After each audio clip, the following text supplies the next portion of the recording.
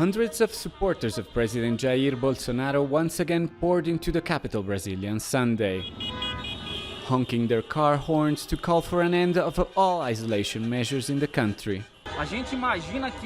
People think isolation is not being done in the right way. There is no previous experience in the world of closing everything down just to see what happens.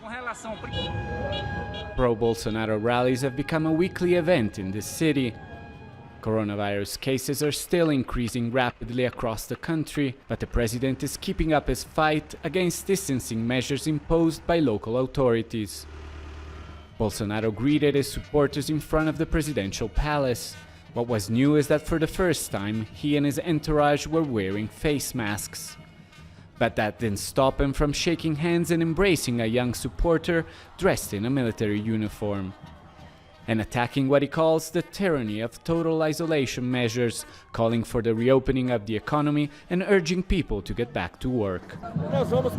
We will change Brazil's destiny even with this crisis affecting the entire world. Thanks to ministers, thanks to the wonderful people here. We are together, Brazil is ours.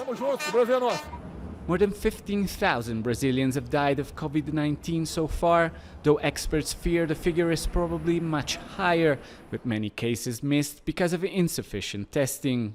And nowhere is the situation worse than in the Amazon region.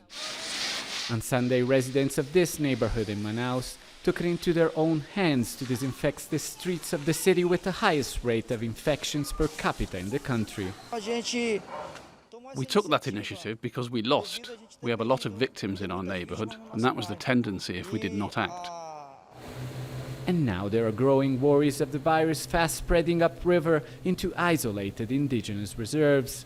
At least 11 tribe members have already been confirmed dead.